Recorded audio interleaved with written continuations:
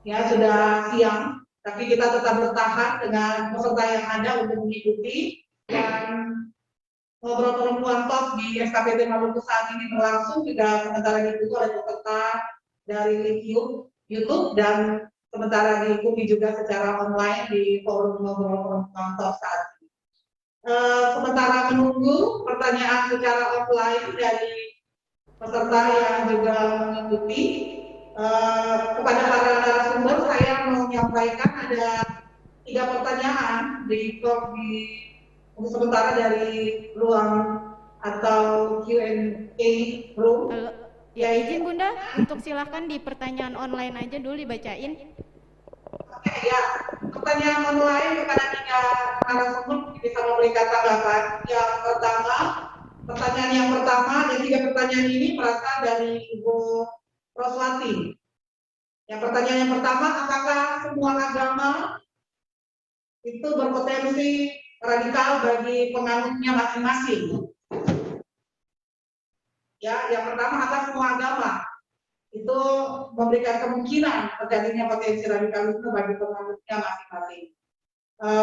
Yang berikut, yang kedua adalah faktanya lebih banyak mengarah pada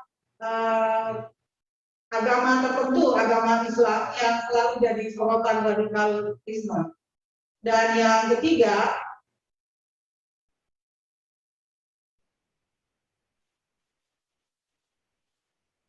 adalah bagaimana radikalisme sebenarnya bagi agama selain Islam. Ini lebih jelasnya sudah ada pada Q&A room. Dan saya persilakan, saya minta pendapatnya dulu dari narasumber yang pertama. Silakan Pak Jati, dan akan dilanjutkan dengan Ibu Desi. Kemudian dari tanggapan dari Mbak Devi. Silakan Pak Jati, disilakan. Terima kasih Ibu. Saya akan coba menjawab ya, berdasarkan pengalaman yang saya pernah alami begitu. Pertanyaan pertama adalah apakah semua agama membawa potensi radikal bagi penganutnya masing-masing? Pertama, potensi radikal itu pasti ada. Artinya seperti yang dikatakan Ibu pemapar kita tadi itu, Ibu Desi, bahwasannya salah satu yang membuat seseorang bisa menjadi radikal itu adalah pemahaman terhadap kitab suci yang sempit. Jadi ini bisa menjadi salah satu faktor bahwa seseorang itu bisa menjadi radikal. Artinya apabila dia mencoba untuk memahami kitab suci tanpa guru misalnya begitu, atau tanpa ada orang yang mengajarkan dia bagaimana seharusnya bersikap atau memahami kitab suci itu sendiri, maka potensi dia untuk berjalan di jalan yang salah itu tinggi. Artinya kemungkinan untuk radikal itu ada dan besar. Kemudian yang kedua, faktor apa yang mempengaruhi hingga agama Islam saja yang selalu jadi sorotan radikal? Itu prosesnya sebenarnya yang perlu diketahui bahwa terorisme atau radikalisme itu bukan cuma ada di Islam begitu. Dan kita tidak bisa mengeneraliskan semua teroris itu cuma Islam gitu. Enggak, bukan begitu, karena kayak misalnya di Italia begitu, itu yang jadi teroris bukannya orang Islam gitu, tapi di agama lain gitu. Jadi jangan pemahaman warga atau orang pada umumnya di Indonesia ini terorisme itu dikait-kaitkan dengan agama, itu menurut saya yang kurang tepat begitu. Kemudian bagaimana ciri radikal atau utamanya bagi agama selain Islam? Ya sebenarnya menurut saya itu ciri-ciri orang yang radikal itu ya seperti yang kita ketahui bahwasannya mereka ini hidup atau bersosialisasi hanya dengan orang-orang yang sepemahaman dengan mereka. Misalnya kemudian dalam satu kompleks misalnya begitu, di kompleks umum publik di dekat rumah begitu, walaupun mereka itu ada di satu lingkungan sosial yang ramai gitu, mereka hanya akan berkomunikasi atau bersosialisasi dengan rekan-rekan mereka atau kelompok-kelompok mereka yang berpemahaman begitu. Jadi mereka tidak akan asal main bersosialisasi begitu. Mereka juga punya target pasti apa yang mereka harus lakukan begitu. Jadi mungkin itu yang bisa saya sampaikan. Mungkin yang bisa ditambahkan oleh moderator-moderator yang lain. Terima kasih. Sorry, moderator narasumber. Terima kasih. Ya, terima kasih Pak Jati. Selanjutnya Ibu Desi, disilakan memberikan tanggapan terhadap 3 pertanyaan tadi.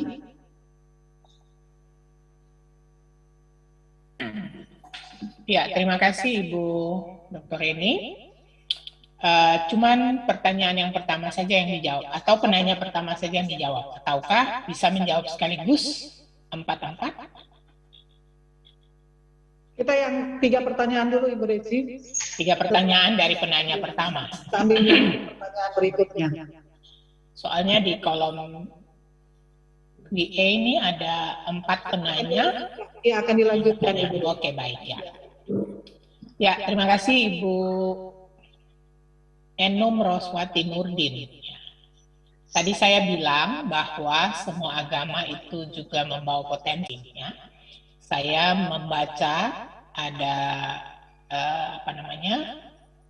dialog antara Ketua MUI dengan seorang pendeta yang juga mewakili dari Protestan, dan di situ beliau menyampaikan bahwa semua agama memiliki potensi radikal.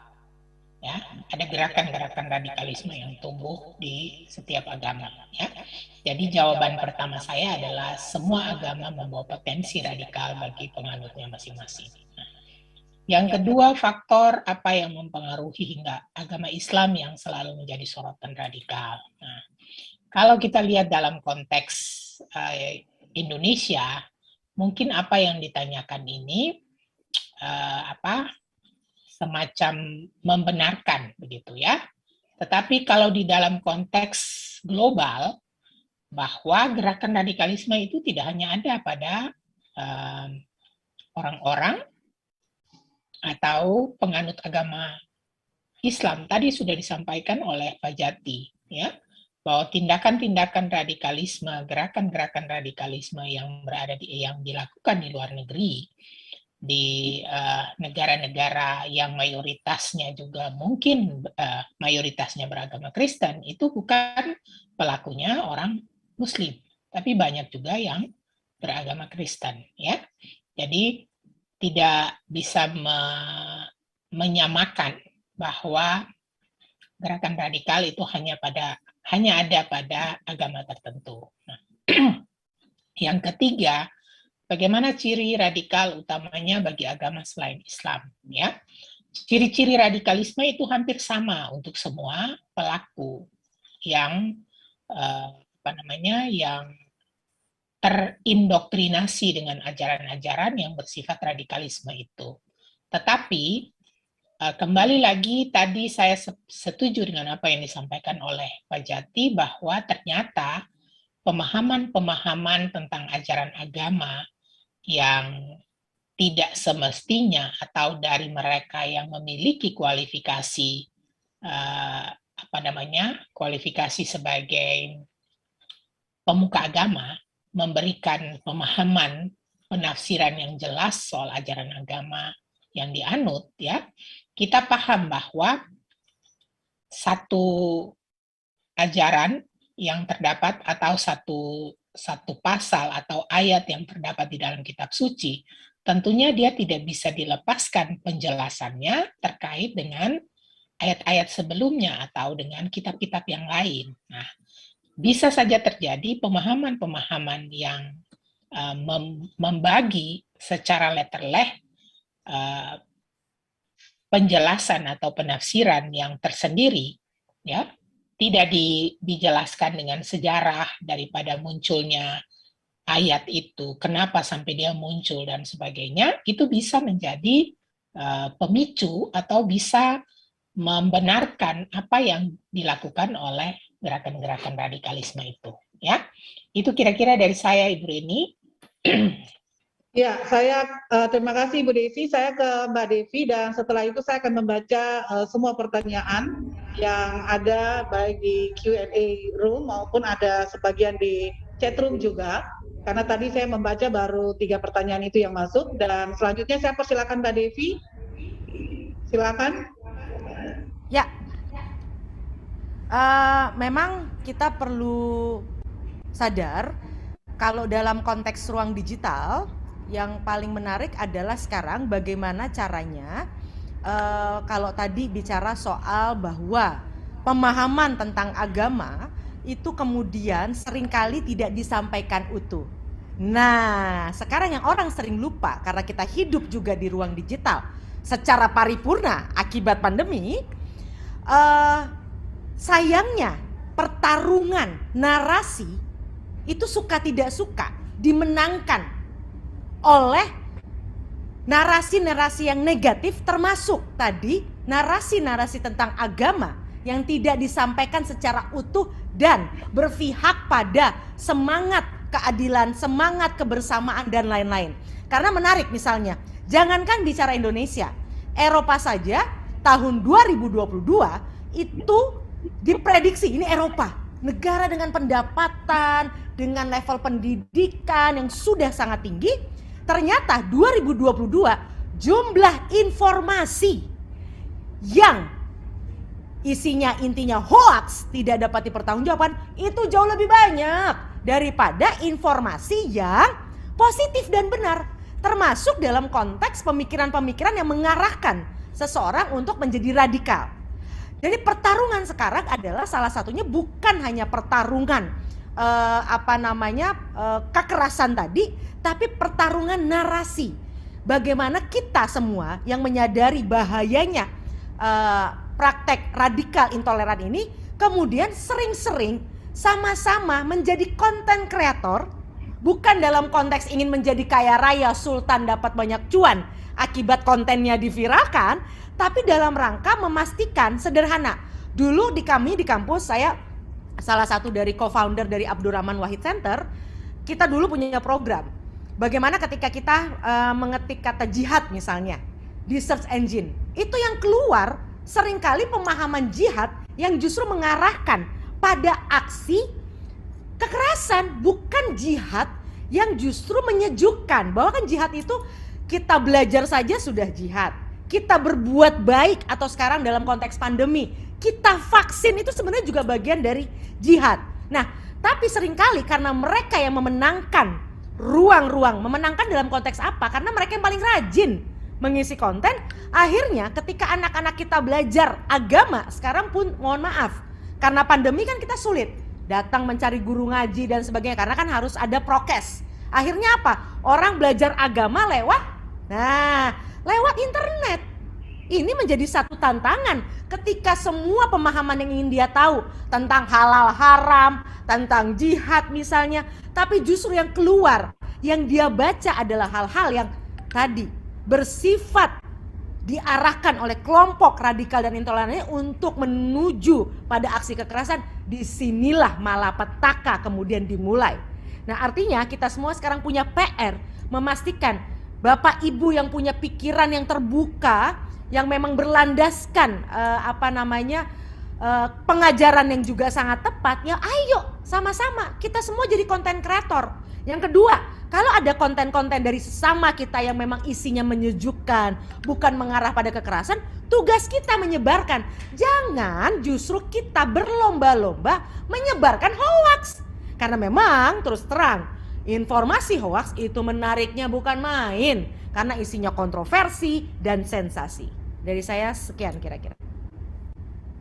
Terima kasih Mbak Devi untuk jawabannya. Bapak Ibu, saya membaca dan sebelumnya ada beberapa peserta yang secara online raise hand, mungkin bisa menulis pertanyaannya di Q&A room. Dan saya membaca dulu ada beberapa pertanyaan dari Lydia WMC.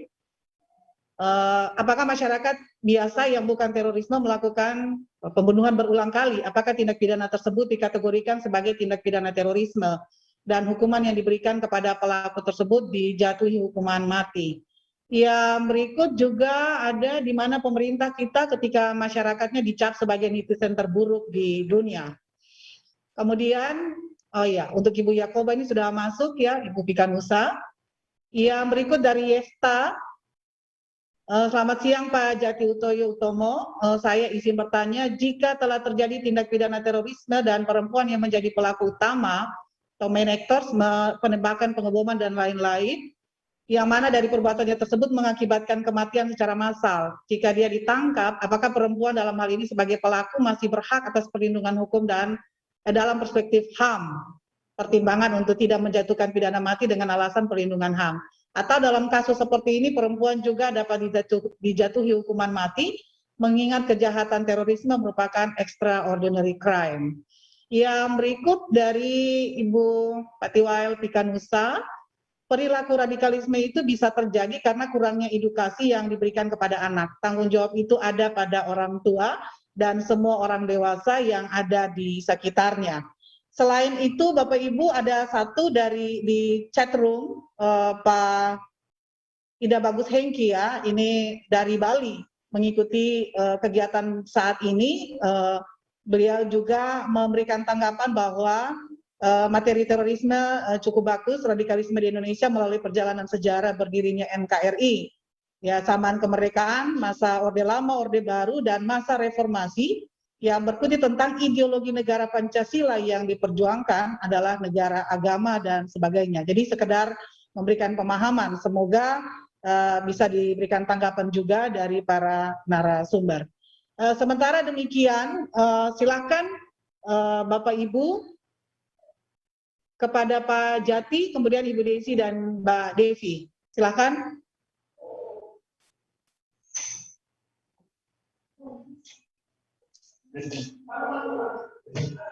Halo, Pak Jati.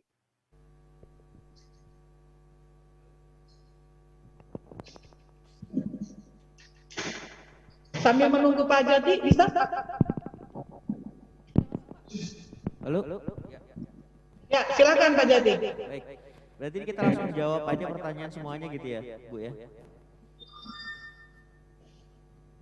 Iya, silakan Pak. Baik, saya akan coba menjawab satu persatu dan singkat saja. Kemudian pertama pertanyaan dari Ibu Lydia yang bertanya bahwa selamat izin bertanya, apakah masyarakat biasa yang bukan teroris atau terorisme melakukan pembunuhan berulang kali?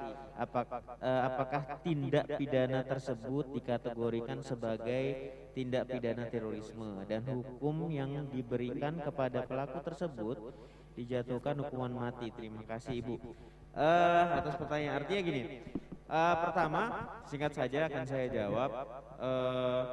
Tindakan terorisme telah diatur hukumnya dalam undang-undang di negara kita.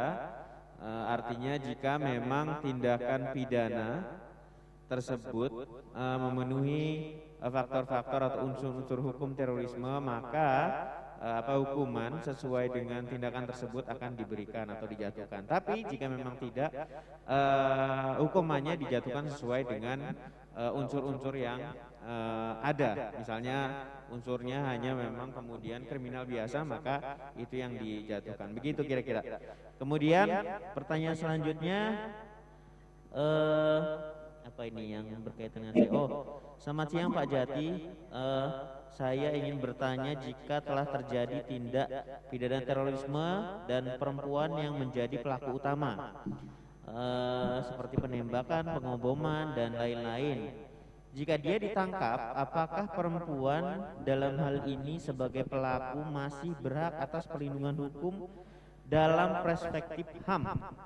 Pertimbangan untuk tidak menjatuhkan pidana mati, kemudian dengan alasan perlindungan HAM dan sebagainya. Ini juga bisa saya jawab, sebenarnya di mata hukum semua dianggap sama, artinya semua bisa mendapat pembelaan, artinya apa yang dilakukan harusnya dan unsur-unsurnya memenuhi kemudian bisa dijatuhi hukuman mati, itu bisa saja. Tapi kemudian pertimbangan lain juga bisa menjadi ada pertimbangan untuk kemudian misalnya pelanggar sesuai dengan HAM, atau misalnya kemudian ibu ini punya latar belakang lain yang bisa merubah atau mengurangi hukumannya, bisa menjadi seumur hidup, itu bisa saja terjadi begitu. Artinya kemungkinan untuk tidak dihukum mati itu ada sebenarnya begitu. Kemudian kira-kira itu dari saya, mungkin bisa dilanjut sama yang lain. Terima kasih. Oke, saya mungkin hanya akan menambahkan soal bagaimana agar anak-anak kita tidak terjebak pada potensi luar biasanya ideologi intoleran ini sekarang disebarkan lewat berbagai ruang, lewat berbagai saluran komunikasi. Sederhana Bapak dan Ibu, walaupun jawaban ini klise, tapi beberapa studi yang bahkan dilakukan juga di UI menarik bahwa ternyata salah satu temuan dari kenapa kemudian mereka dengan mudah terperosok pada pemikiran-pemikiran tersebut, karena rupanya anak-anak kita, remaja kita itu kehilangan tempat untuk berdiskusi. Memang ruang digital menjanjikan kemandirian. Sekarang sakit saja cari sendiri, nggak ke dokter. Cek Google, aku sakit perut, nanti keluar tuh zeret. Tiba-tiba ada yang kanker, ada yang apa, langsung pusing. Padahal cuma sakit perut gitu. Tapi karena salah baca itu terjadi. Demikian juga dengan hal-hal lain, termasuk persoalan radikal intoleran ini. Padahal di zaman sekarang kita lebih mudah sebenarnya mengidentifikasi kondisi anak-anak kita. Karena apa? Anak-anak kita itu sekarang sangat ekspresif. Semua ditampilkan di ruang digital. Kita sebenarnya bisa tahu kalau kemudian anak kita sebenarnya sedang membutuhkan perhatian. Kalau seandainya profil picture-nya tiba-tiba gelap, wah, berarti kan ada masalah ini. Kok hitam ya? Nah, kalau sudah demikian, selayaknya kita memperhatikan kenapa say, kenapa cinta, kenapa Dinda, dan sebagainya. Padahal itu trik yang sangat sederhana yang juga dilakukan oleh semua penjahat di ruang digital. Yang mereka lakukan simple Bapak Ibu, dan sekarang bisa melakukannya dengan rebahan. Mereka dengan mudah bisa nanya, kenapa? Dengan lembut, gak kayak saya, suara saya kan keras nih, kencang. Wah, mereka tuh lembut-lembutnya setengah mati. Apalagi sekarang pakai teks, nggak perlu kelihatan suaranya, yang penting kelihatan perhatiannya. Sudah sholat? Siapa anak yang tidak sejuk? Yang kalau kayak saya mungkin model orang tuanya kurang memperhatikan anak, muncul orang-orang di luar sana yang masuk dengan perhatian. Karena yang akan dilakukan pertama tahapnya adalah mereka berusaha merebut kepercayaan dari anak kita sendiri. Caranya apa? Ya tadi sederhana, nggak pakai modal uang. Sekarang pakai celana pendek, celana gemes di rumah tiduran, mereka bisa melakukan aksinya, operasinya. Dengan apa? Simple, menebarkan kebaikan dan cinta. Dia akan lihat profilingnya. Oh, anak ini sukanya makan ini, sukanya main olahraga ini dan sebagainya. Bermodalkan keterangan yang sekarang sudah sangat transparan di ruang digital, dengan mudah dia membangun percakapan dengan anak dan remaja kita. Dia udah tahu hobi anak ini apa, kegemaran anak ini apa, dengan mudah dia kemudian membuat anak kita menjadi senang bicara dengan dia. Awalnya senang, tapi lama-lama kemudian dia kemudian terjerat pada pesona kasih sayang dari para penjahat-penjahat digital itu, termasuk para promotor pemikiran radikal intoleran yang mengarah pada terorisme. Dari saya, sekian. Terima kasih Mbak Devi, luar biasa, semangat sekali. Ibu Desi, saya berikan kesempatan sebelum nanti akan dilanjutkan kepada peserta offline untuk memberikan pertanyaan. Ibu Desi, silakan. Ya, terima kasih Ibu Reni. Pertanyaan dari Saudara Lydia. Di situ masyarakat biasa yang bukan terorisme melakukan perbuatan pembunuhan berulang-ulang, apakah dapat dikategorikan sebagai tindak pidana terorisme? Tentu perumusan suatu perbuatan itu diklasifikasikan sebagai terorisme, itu kita bersumber pada peraturan perundang-undangan. Nah, di dalam Undang-Undang Nomor 5 tahun 2018 sebagai perubahan dari Undang-Undang 15 2003 tentang terorisme tadi, disebutkan bahwa terorisme adalah perbuatan yang menggunakan kekerasan atau ancaman kekerasan yang menimbulkan suasana teror atau rasa takut secara meluas yang dapat menimbulkan korban yang bersifat massal dan atau menimbulkan kerusakan atau kehancuran terhadap objek vital, lingkungan hidup, fasilitas publik atau fasilitas internasional dengan motif ideologi, politik atau gangguan keamanan. Jadi kalau pertanyaan itu disampaikan, saya bisa menjawab bahwa perbuatan pembunuhan yang dilakukan berulang-ulang itu tidak dapat dikategorikan sebagai tindak pidana terorisme. Karena unsur-unsur perbuatan yang terdapat di dalam Undang-Undang Nomor 5 tahun 2018 itu tidak terpenuhi. Ya. Jadi itu dia masuk tindak pidana biasa. Nah, yang berikut adalah pertanyaan dari ini, saya tidak tahu Ibu atau Bapak, Ramski ini, di situ ditanyakan bahwa kalau seorang perempuan itu ditangkap karena dia sebagai pelaku tindak pidana teroris, dan dari pertimbangan, misalnya contoh yang tadi, penembakan, pengeboman, dan lain-lain sebagainya, atau bom bunuh diri dan sebagainya yang juga menjadi masyarakat sipil atau masyarakat biasa juga dia menjadi korban, maka di sini ditanyakan apakah jika ditangkap, apakah perempuan dalam hal ini sebagai pelaku masih berhak atas perlindungan hukum dalam perspektif HAM. Jangan kita lupakan bahwa membicarakan soal hak asasi manusia tentunya tidak dapat dilepaskan dari hak dan kewajiban. Ya, jadi tidak hanya berbicara soal hak asasi manusia, tapi juga kewajiban. Nah, dalam konteks hak asasi manusia, hak itu dia berbarengan dengan pengaturan sebagian hak yang sudah diatur di dalam hukum itu sendiri. Nah, karena itu, apabila perbuatannya memenuhi unsur-unsur yang terdapat di dalam undang-undang terorisme itu, ya, undang-undang terorisme itu, maka persoalan penjatuhan sampai pada pidana mati menjadi hal yang bisa saja terjadi, diberikan kepada yang bersangkutan walaupun perempuan. Ya. Tetapi dalam konteks itu, hukum di Indonesia dalam konteks hukum pidana itu juga mengatur bahwa ada hal-hal yang meringankan dan memberatkan satu perbuatan itu dapat dijatuhkan atau sanksi pidana itu dapat dijatuhkan kepada seorang.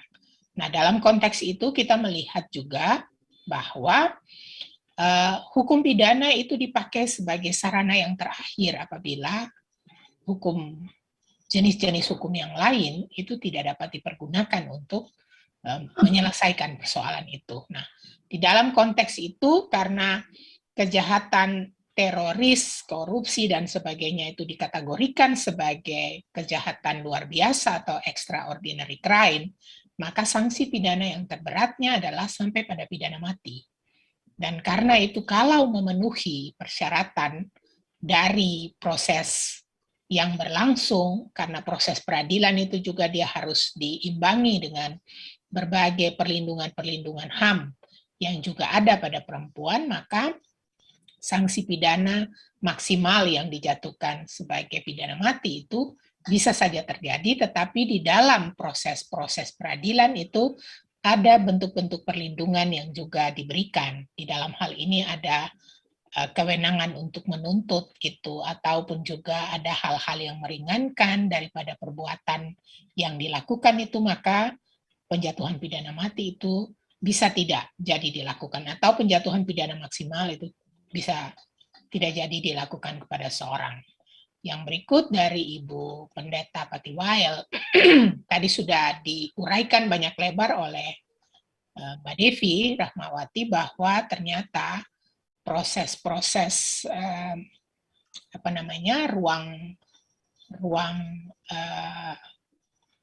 ruang dunia maya itu dia sangat berperan penting. Nah, karena itu saya tidak menambahkan banyak, cuman saya tambahkan sedikit saja dari apa yang tadi sudah disampaikan oleh Mbak Devi bahwa ternyata ada banyak ruang-ruang privasi kita yang terbuka di ruang publik. Ya, bisa diakses oleh banyak orang.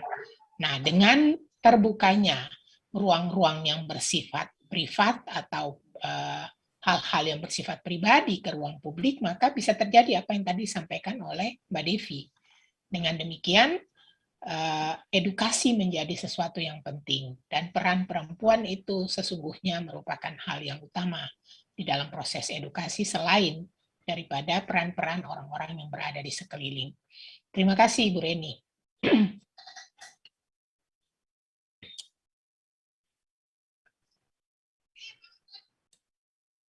Oke, terima kasih Ibu Desi untuk jawabannya. Mohon maaf, seperti awal tadi saya sudah mempersilahkan Bapak Ibu peserta yang mengikuti secara offline, dipersilahkan akan dipandu oleh Mbak Ida. Dan mohon perhatian Bapak Ibu narasumber, ini ada sesi terakhir untuk memberikan kesempatan kepada para peserta yang hadir secara offline. Kepada Mbak Ida, disilakan.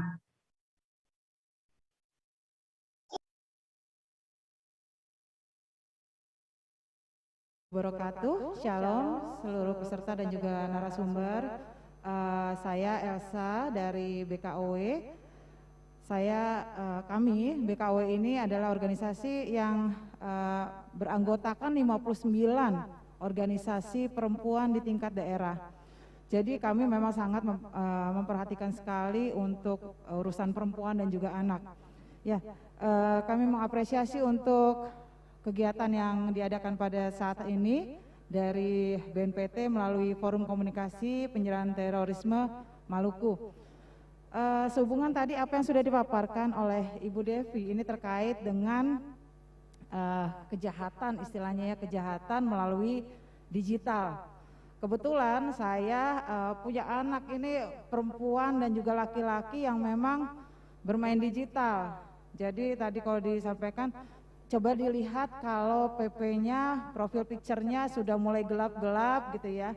Cuman memang mohon izin Bu, saat sekarang mungkin memang anak-anak ini justru takut untuk mempresentasikan dirinya, foto dirinya, kecuali mungkin melalui platform seperti Instagram, ya di situ yang cantik-cantiknya mungkin ya. Tapi kalau memang untuk WhatsApp group misalnya, WhatsApp lah dia, itu memang dipasangnya kadang-kadang inisial aja, mungkin A gitu ya. Nah itu yang saya bilang, apakah hal-hal seperti itu yang menjadi tolak ukur atau mungkin ada bisa dirincikan lagi. Sekaligus juga saya mau bertanya, tadi disampaikan ada kejahatan melalui video game gitu, game-game ya.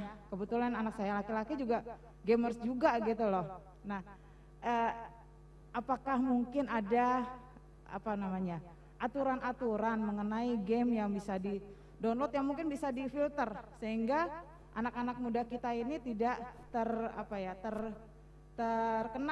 terkena hal-hal yang tidak diinginkan, kejahatan-kejahatan seperti itu. Lalu selanjutnya kalau kita hubungkan digital, itu pasti ada hubungannya dengan anak muda. Mungkin perlu dilakukan satu pendekatan. Pendekatannya dalam arti begini, kalau anak muda ini kalau diajakin ngomong, itu paling males, maksudnya aduh dengerin nasihat orang tua kayaknya aduh panjang lebar gitu ya. Mungkin pendekatannya itu bisa melalui kegiatan-kegiatan yang positif. Contohnya anak saya ini yang laki-laki, dia nyari di Instagram gitu ya. Oh, Ma ini ada lomba catur, Ma ini yang diadakan oleh lembaga-lembaga. Mungkin seperti itu yang bisa dilakukan oleh BNPT. Sekian pertanyaan dari saya, mungkin dengan Ibu Devi bisa dijawab apa kira-kira parameter anak-anak itu untuk masalah media sosial dan juga game-game yang mereka gunakan. Terima kasih.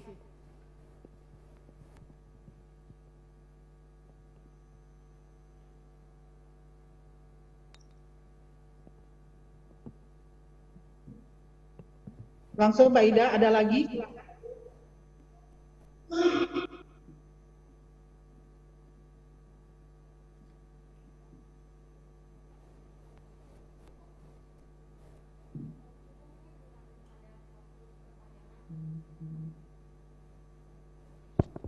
Ibu, cukup Bu, yang di offline cuma ada satu pertanyaan Bu, jadi boleh langsung dijawab. Oh iya, terima kasih. Saya langsung aja kepada para narasumber, mungkin lebih difokuskan kepada Ibu Devi, silakan.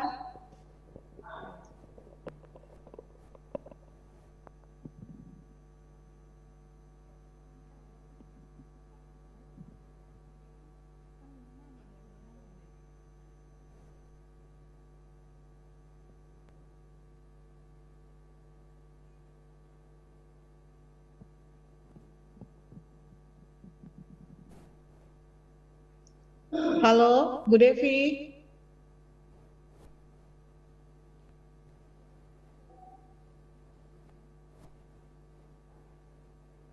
Sambil menunggu Bu Devi, mungkin Bu Desi atau Pak Jati mau berkomentar.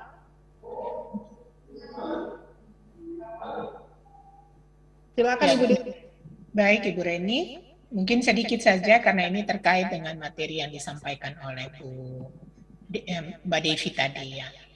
Ibu Elsa ya yang tadi bertanya, sedikit komentar saja Ibu Elsa bahwa peran penggunaan media sosial tanpa pengawasan dari orang tua itu dia bisa mencelakakan ya. Karena anak-anak yang masih kecil saja itu karena di dalam konteks pembelajaran online itu ternyata bahwa ditemukan anak-anak SD kelas 3, kelas 4 SD itu bisa mengakses video porno untuk ditonton bersama. Nah, karena itu menjadi hal yang penting. Sorry, Mbak Devi, silakan saya serahkan dulu kepada Mbak Devi untuk menjawab pertanyaan dari Ibu Elsa. Siap Ibu, Pak Ibu moderator boleh sedikit dikasih ini sedikit tadi soal game online gimana Punten? Tadi saya tidak menyimak dengan seksama. Mohon izin. Halo. Ya, game online apa yang paling baik gitu. Ya. Oh, game online apa yang paling baik? Oke. Ini Ya. Bapak dan Ibu bicara soal game online, yang perlu saya sampaikan gini. Game itu sebenarnya sangat sehat. Karena itu bisa menjadi alternatif tanda kutip rekreasi yang mudah dan murah. Tapi tadi rumusnya sebenarnya 3J tadi. Pertama adalah persoalan jumlahnya. Jangan dari 24 jam bangun tidur lagi game terus, itu satu. Lalu kemudian jaraknya antara satu game dengan game lain jangan terlalu dekat. Kemudian jamnya, jangan kemudian overdosis. Game yang baik satu adalah game yang bisa merangsang beberapa keterampilan. Satu apa? Keterampilan untuk bisa bekerja sama. Itu satu. Lalu kemudian mengasah keingintahuan. Itu yang kedua. Yang ketiga kemudian adalah game yang bisa membantu mereka belajar untuk mengenal orang lain. Karena sekarang sebenarnya menarik. Karena game-game sekarang itu kan sifatnya online. Online membuat dia kemudian sang anak ketika bermain itu mau tidak mau harus berkomunikasi dengan orang dari berbagai suku bangsa, dari berbagai negara. Nah, ini kemudian tentu saja menjadi sesuatu yang penting karena akhirnya apa? Tanpa kita sadari dia akan belajar bahasa Inggris, belajar komunikasi antar budaya, dan juga apa? Tepo seliro. Karena dalam studi yang saya lakukan misalnya menarik bagaimana anak-anak itu mereka membangun kesadaran. Misalnya kalau di dunia offline ketika nonton bola kan biasanya pada berantem nih, ya kan?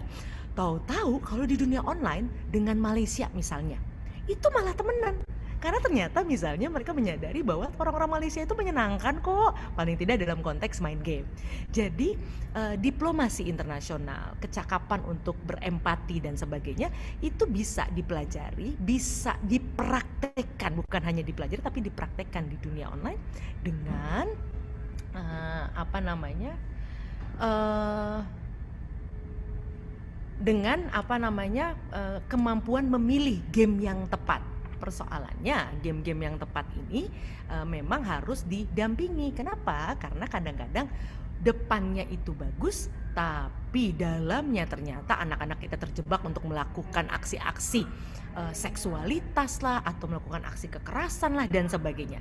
Jadi artinya tidak ada yang masalah dengan game, hanya saja kita sebagai orang dewasa pastikan kita mendampingi anak-anak kita, jangan berikan setir kehidupan kepada mereka, karena mereka belum tahu arahnya mau dibawa kemana. Kalau diilustrasikan kendaraan, apalagi kecenderungan anak-anak muda dan remaja itu hanya menginjak gas. Kita sebagai orang tua tetap kitalah yang pegang kendali, lalu kemudian rem itu kita pastikan. Kalau anak-anak kita sibuk ngegas, tugas kita untuk mengerem mereka. Nah, untuk kata penutup saya hanya bacakan pantun saja. Ada kelinci lompat di parit, bocah kaget dan terperangah. Karena sekarang sedang COVID, mari jaga diri di rumah. Semoga rumah bukan menjadi bencana bagi kita semua, tapi justru menjadi berkah karena kita mampu mengendalikan ruang digital bagi anak dan remaja kita semua. Oke, terima kasih Mbak Devi.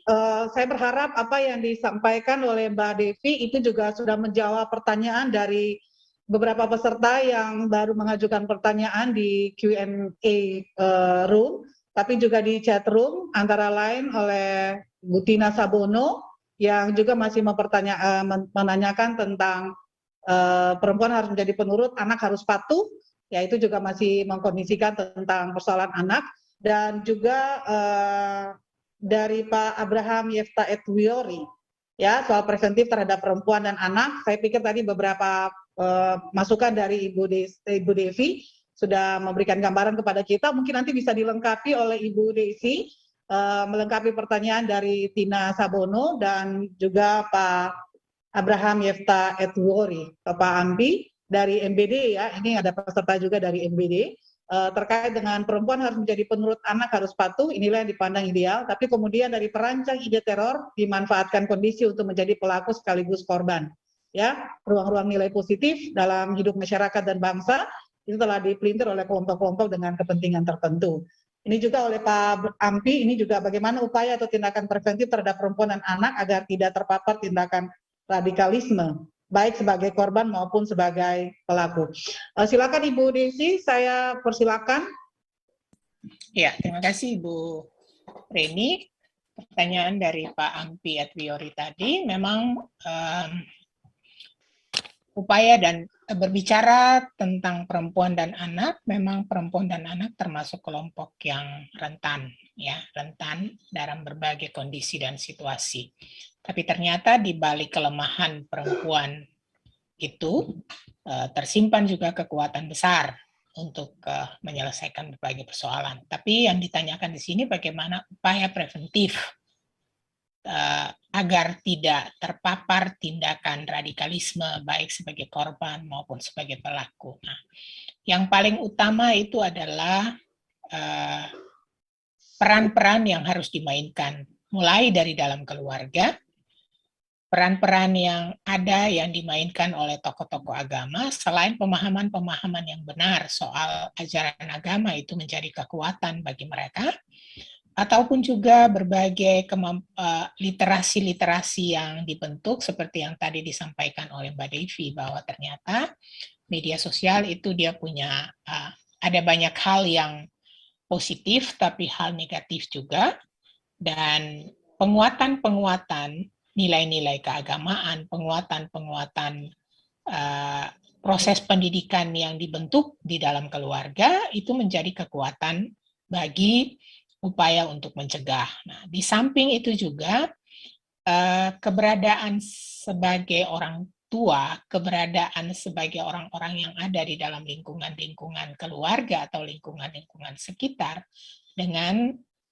adanya komunitas-komunitas yang terbangun, ya, dengan berbagai kegiatan-kegiatan, program-program yang dilakukan itu juga bisa memberikan edukasi dan pemahaman kepada perempuan dan anak terkait dengan perkembangan-perkembangan yang terjadi, perkembangan-perkembangan gerakan-gerakan radikalisme dan sebagainya. Yang paling penting di sini Pak Ampi juga memberikan penekanan bahwa persoalan pendidikan dan pembentukan karakter itu memang menjadi hal yang penting. Harus ada di dalam organisasi-organisasi yang menurut saya organisasi yang bisa mengarahkan perjalanan kehidupan anak-anak atau perempuan ke hal-hal yang positif, ya. Ada sekian banyak organisasi keagamaan yang bisa diikuti ataupun organisasi kemasyarakatan yang pada bagian-bagian itu diupayakan untuk membentuk karakter dan kapasitas daripada perempuan dan anak itu, ya. Lalu juga ya, perempuan dan anak sebagai kelompok rentan itu perlu diberdayakan dari soal ekonomi karena itu menjadi hal yang juga bisa pemicu terjadinya perluasan gerakan-gerakan radikalisme terhadap perempuan dan anak. Yang berikut juga Ibu Tina Sabono di situ kondisi perempuan yang penurut atau anak yang patuh itu juga dipandang sebagai inilah yang dipandang ideal tapi juga menjadi perancang ide teror, ya. Kita juga melihat bahwa perilaku seseorang dalam hal ini contoh misalnya anak itu juga bisa berubah, ya, berubah dikala dia berada di dalam situasi dan kondisi tertentu, ya. Tidak selalu anak yang penurut itu di depan itu dia bisa menunjukkan hal yang bisa menuruti apa yang dilakukan. Tapi ternyata di belakang ada banyak perbuatan-perbuatan atau perilaku-perilaku juga yang tidak menunjukkan hal tersebut, ya. Lalu yang berikut juga ruang-ruang nilai positif dalam hidup masyarakat sangat mudah oleh kelompok-kelompok kepentingan tanpa takut berhadapan, jadi mereka menggunakan perempuan atau anak sebagai tameng, ya. Dan ternyata kelemahan-kelemahan yang dimiliki oleh perempuan karena tadi sudah dijelaskan panjang lebar itu budaya-budaya patriarki dan sebagainya itu juga menjadi salah satu daripada upaya-upaya terjadinya tindakan-tindakan radikalisme yang bisa membawa perempuan itu ke dalam aktor pelaksana dari berbagai tindakan radikalisme ataupun terorisme yang dilakukan. Itu kira-kira Ibu Reni, terima kasih. Ya, Pak Jati mungkin mau menambahkan sekaligus bisa melengkapi tadi terakhir ada pertanyaan dari Ibu Elvira Marantika, apakah masih relevan agama digunakan sebagai penangkal terorisme, sementara ajaran agama sering dimanfaatkan secara keliru. Bisa ditambahkan dengan pertanyaan-pertanyaan sebelumnya yang mungkin juga sudah disampaikan oleh Ibu Devi maupun Ibu Desi. Silakan Pak Jati dan Bapak Ibu, sekali lagi saya ingatkan di chatroom itu sudah ada link untuk absensi, bisa diisi untuk e-sertifikat webinar saat ini. Silakan Pak Jati. Baik, terima kasih. Sebagian besar menurut saya sudah dijawab oleh Ibu Desi dan Mbak Devi tentunya pertanyaan-pertanyaan dari peserta hari ini baik yang offline maupun yang online. Saya tambah sedikit mungkin memang pendidikan mendasar dari keluarga, kemudian edukasi dari pemuka agama, kemudian pemahaman terkait radikalisme yang mengarah kepada ekstremisme atau kekerasan itu perlu terus disosialisasikan. Kenapa itu menjadi penting? Karena informasi juga yang masuk ke mereka kaitannya dengan bagaimana mereka harus atau misalnya orang-orang yang bergerak di akan bergerak terus mengenai terorisme ini juga nggak berhenti gitu. Artinya kita juga sebagai pemerintah atau kita sendiri di ruang publik itu juga kita tidak boleh berhenti menyebarkan aksi-aksi yang positif yang gunanya untuk mengedukasi orang-orang khususnya perempuan dan anak-anak itu bahwa radikalisme atau intoleran itu tidak baik atau harus dilawan begitu. Kemudian tadi pertanyaan dari apakah agama relevan itu segala macam? Menurut saya segala aspek itu bisa kita gunakan untuk mencegah, ya, mencegah tindakan atau pemahaman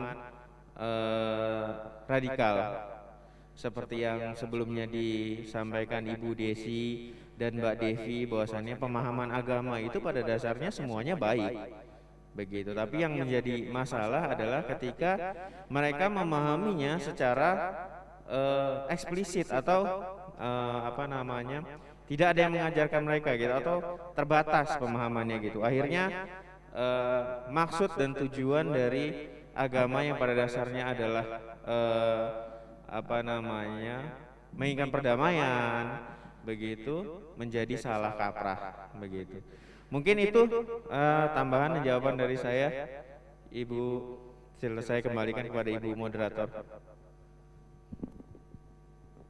Terima kasih Pak Jati untuk jawabannya. Bapak Ibu, saya pikir kita sudah sampai pada 3 babak ya, secara online maupun sesi terakhir untuk peserta offline, dan itu sudah dijawab oleh seluruh narasumber.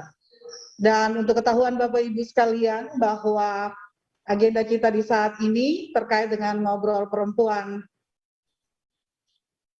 inspirasi perempuan top, teladan, optimis, dan produktif, itu mengarahkan kita pada lomba yang dilakukan ya. Semoga materi saat ini bisa memberikan pencerahan kepada kita sekalian, khususnya para peserta yang mengikuti webinar di saat ini, bahwa kita memahami, sekaligus saya merangkum apa yang menjadi sesi materi kita dan diskusi kita di saat ini, bahwa tidak menutup kemungkinan bahwa perempuan dalam faktanya itu juga berperan dalam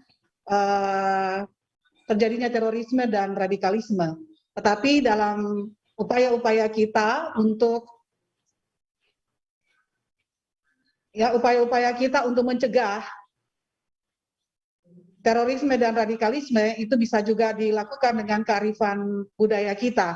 Tetapi yang paling ditekankan di sini juga bahwa lewat kesempatan ini kita memahami apa yang menjadi peluang bagi kita sebagai perempuan yang bisa saja berpotensi sebagai aktor maupun korban, tetapi dengan upaya-upaya dan strategi-strategi yang dilakukan baik oleh BNPT dan SKPT, tetapi membutuhkan dukungan dari semua pihak, pemerintah, komunitas-komunitas, LSM, dan dunia pendidikan, termasuk dalam berbagai aspek kehidupan, kita bisa mengambil peran untuk mencegah terjadinya radikalisme dan terorisme. Lalu Bapak Ibu, kami ingatkan sekali lagi bahwa kegiatan kita di saat ini juga berlangsung di daerah-daerah yang lain, tetapi kehadiran kita dalam mengikuti kegiatan ini adalah juga melibatkan perempuan-perempuan yang ada di daerah, bukan hanya di Kota Ambon, tetapi juga peserta yang berada di seputaran Kota Ambon sebagai bagian dari Provinsi Maluku. Di kesempatan ini saya selaku moderator menyampaikan terima kasih kepada seluruh peserta yang boleh berpartisipasi, memberikan pertanyaan melalui Q&A room maupun chat room dengan berbagai pertanyaan yang disampaikan, juga kritikan-kritikan. Semoga itu menambah wawasan bagi kita dan lebih memajukan upaya-upaya kita untuk mencegah radikalisme dan terorisme. Kesempatan ini kita memberikan aplaus, apresiasi kepada ketiga narasumber yang luar biasa. Terima kasih kepada Pak Jati Utoyo Utomo, ESOS, juga kepada Ibu Dr. Desi Hehanusa. Bapak Ibu mungkin sedikit informasi, saya dan Ibu Desi ini sebenarnya ada dalam Zoom yang sama, ada workshop kegiatan di kampus, tapi semoga kehadiran kita tetap menginspirasi perempuan-perempuan dan kita semua yang hadir di saat ini. Terima kasih juga kepada yang luar biasa Ibu Dr. Devi Rahmawati. Kami di daerah juga akan sangat membutuhkan materi-materi dari Ibu, karena ini hal-hal yang terupdate, sehingga membuka wawasan kita sebagai perempuan-perempuan Maluku juga, bahkan kami di Maluku, sehingga itu bisa menjadi pegangan bagi kita apa yang harus kita lakukan. Karena persoalan perempuan dan anak di Maluku ini juga cukup memberikan rasa keprihatinan kita, walaupun kita punya budaya-budaya lokal yang bisa mencegah kondisi-kondisi demikian. Demikian Bapak Ibu, Ibu Desi, terima kasih Ibu Desi Hanusa untuk waktunya dan Terima kasih. terlibat bersama dalam FKBT Maluku, dan sekaligus kita akan menutup acara ini. Bapak Ibu, karena waktu di Maluku sekarang, di Kota Ambon sekarang sudah hampir jam 2 siang, karena memang sebagian ada peserta yang juga harus melakukan isoma dan lain-lain, jadi mohon maaf kehadiran peserta di saat ini, dan kami juga menyampaikan terima kasih untuk kehadiran seluruh Bapak Ibu dalam acara di saat ini. Sekali lagi tepuk tangan bagi seluruh narasumber, semua narasumber dan seluruh peserta yang, dan kita akan ada dalam sesi penutupan. Mbak Ida, kita langsung aja ya Mbak Ida. Untuk para peserta, semuanya kita mau foto bersama. Jadi silahkan di accept, itu ada dari kita, ada diminta untuk join as panelist, diminta untuk join. Jadi di situ nanti bisa buka kamera untuk kita bisa foto bersama teman-teman yang offline di lokasi. Oke. Silakan Mbak.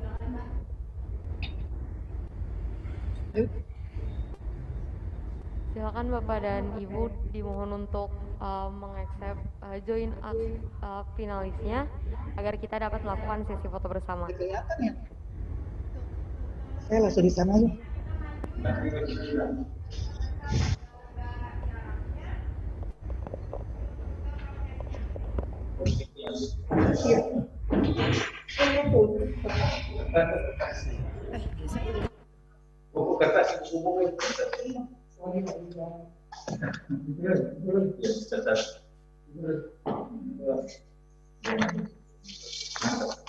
Kita pegang aja. Mari Pak. Bukunya. Kata. Ya.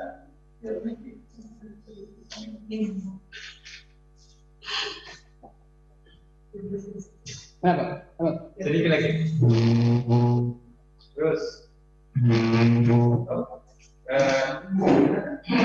Pak Sudah, saya mau mundur sedikit Pak lagi Pak. Layarnya ada di sini. Saya ini layar sedikit. Hal besar. Ya. Kalau bisa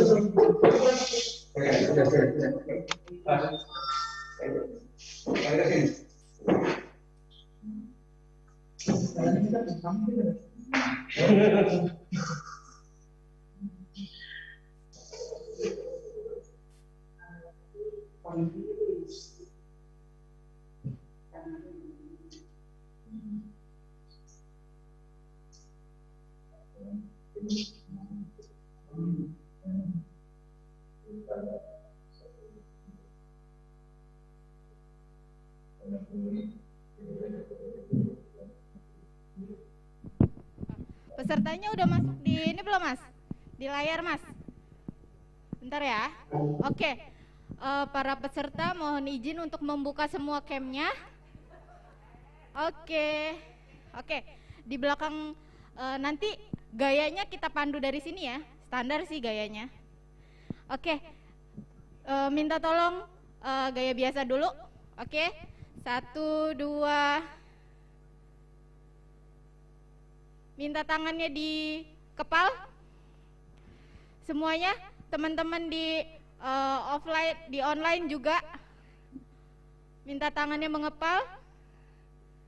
Ya oke, 1, 2, 3. Satu lagi, salam Pancasila. Salam Pancasila, oke. 1, 2, 3. Oke, terima kasih teman-teman semua. Gaya bebasnya mau gimana? Oke, gaya bebas teman-teman semua. Yang online dan offline, silakan mau gaya bebas gimana? Oke, 1, 2, 3. Oke, siap, terima kasih. Tepuk tangan buat kita semua.